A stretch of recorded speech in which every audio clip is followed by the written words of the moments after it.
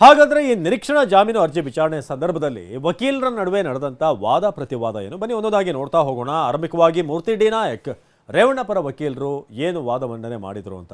ಮೂರ್ತಿ D Nayak Revanna ಪರ ವಕೀಲರು section 363 section 365 ಅಡಿಯಲ್ಲಿ ಕೇಸ್ ಹಾಕಿದ್ದಾರೆ ಅಂತ ತಮ್ಮ ವಾದವನ್ನು ಆರಂಭಿಸಿದ್ರು. ಅಲ್ಲಿಂದ ಸೆಕ್ಷನ್ 363 ಸೆಕ್ಷನ್ 365 ಅಡಿಯಲ್ಲಿ ಕೇಸ್ ಹಾಕಿದ್ದಾರೆ. ಇದರ ಪ್ರಕಾರ ಈ ಸೆಕ್ಷನ್ಗಳ ಪ್ರಕಾರ 7 ವರ್ಷದ ಒಳಗೆ ಶಿಕ್ಷೆ ನೀಡಬಹುದಾದಂಥ ಅಪರಾಧಗಳು ಅಂತ.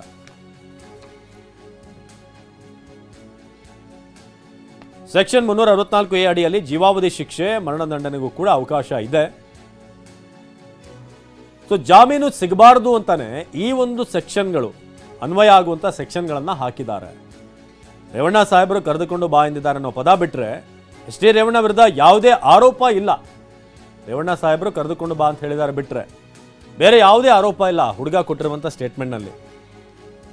ಈ ಪ್ರಕರಣದಲ್ಲಿ ಸಂಸದ ಪ್ರಜ್ವಲ್ ರೇವಣ್ಣ ಆರೋಪಿ ಅಲ್ಲ.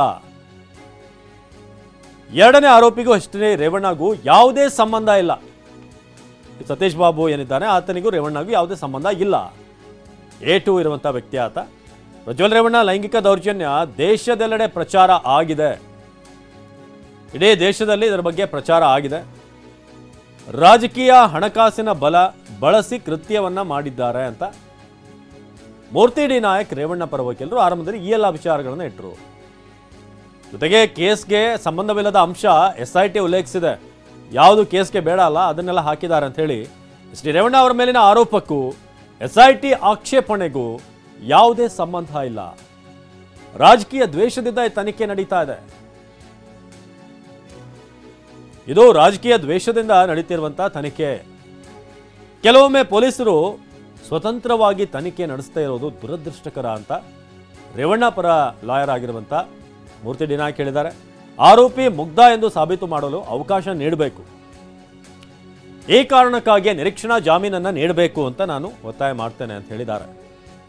ಮನವಿ ಮಾಡ್ತೇನೆ ಅಂತ ಹೇಳಿ ನ್ಯಾಯಾಧೀಶರು ಪೂರ್ವಾಗ್ರಹ ಇಲ್ಲದೆ ನಿರೀಕ್ಷಣಾ ಜಾಮೀನು ಪರಿಗಣಿಸಬೇಕು. SBPಗೆ ನೋಟಿಸ್ ನೀಡದೆ ಮಧ್ಯಂತರ ಜಾಮೀನು ನೀಡಬಹುದು.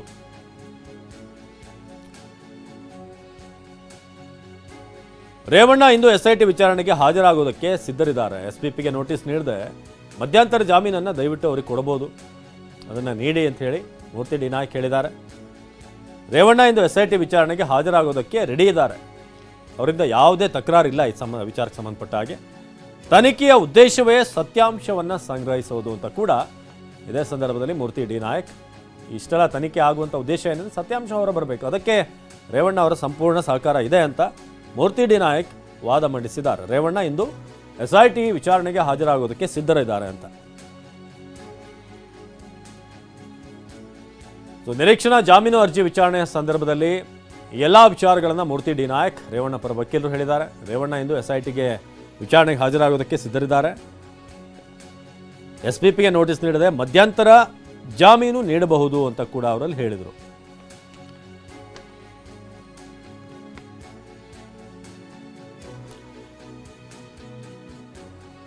ಆರೋಪಿ ಮುಗ್ಧ ಎಂದು ಸಾಬೀತು ಮಾಡೋದಕ್ಕೆ ಅವಕಾಶ ಕೊಡಿ ಅಂತ ಮೂರ್ತಿ ಡಿ ನಾಯಕ್ ರೇವಣ್ಣ ಪರ ವಕೀಲರಲ್ಲಿ ಮನವಿ ಮಾಡಿದರು.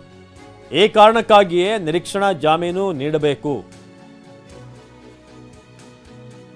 ಇದು ವಿಚಾರಣೆಗೆ ಹಾಜರಾಗೋಕೆ ಸಿದ್ಧರಿದ್ದಾರೆ. ಆದರೆ SIT ರೇವಣ್ಣ ಮೇಲೆ ಜಾಮೀನು ರಹಿತ ಕೇಸನ್ನ ಹಾಕಿದೆ.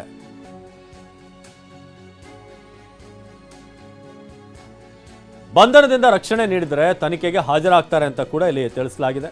ಬಂಧನದಿಂದ ರಕ್ಷಣೆ ಕೊಟ್ಟರೆ ತನಿಖೆಗೆ ಹಾಜರಾಗೋಕೆ ಅವರು ಸಿದ್ಧರಿದ್ದಾರೆ. ತನಿಖೆ ಉದ್ದೇಶವೇ ಸತ್ಯಾಂಶವನ್ನ ಸಂಗ್ರಹಿಸೋದು ಅಂತ ಕೂಡ ಇಲ್ಲಿ ತಿಳಿಸಲಾಗಿದೆ. ಮೂರ್ತಿ ಡಿ ನಾಯಕ್ ರೇವಣ್ಣ ಪರ ವಕೀಲರು ಎಲ್ಲ ವಿಚಾರಗಳನ್ನು ತಮ್ಮ ವಾದ ಮಂಡನೆಯಲ್ಲಿ ತಿಳಿಸಿದರು. ಪ್ರಜ್ವಲ್ ಮೇಲಿನ ಆರೋಪಗಳಿಗೆ ರೇವಣ್ಣ ಹೇಗೆ ಹೊಣೆ ಹಾಕ್ತಾರೆ, ಅವರು ಹೊಣೆ ಅಂತ ಕೇಳಿದ್ದಾರೆ. ಹೀಗಾಗಿ ಯಾವುದೇ ಷರತ್ತು ವಿಧಿಸಿ ಮಧ್ಯಂತರ ಜಾಮೀನನ್ನು ನೀಡಿ ಅಂತ ಹೇಳಿ ಮನವಿ ಮಾಡಿದರು ಕೋರ್ಟ್ನ ಮುಂದೆ. ಇನ್ನು BN ಜಗದೀಶ್ SIT SBP ಮೊದಲ FIRನಲ್ಲಿ ಜಾಮೀನು ರಹಿತ ಅಪರಾಧಗಳು ಇಲ್ಲ ಅಂತ ಹೇಳಿದ್ದೆ. ಅಪರಾಧಗಳಿಲ್ಲ ಎಂದು ಇದೆ, ಜಾಮೀನು ರಹಿತ ಕೇಸ್ ದಾಖಲಿಸುವುದಿಲ್ಲ ಎಂದು ಇಲ್ಲ. ಆ ಒಂದು ಭರವಸೆಯನ್ನ ನೀಡಿಲ್ಲ. ತನಿಖಾಧಿಕಾರಿಯ ಮೊದಲ ಕರ್ತವ್ಯ ಮಹಿಳೆಯ ಜೀವ ಉಳಿಸುವುದಾಗಿದೆ.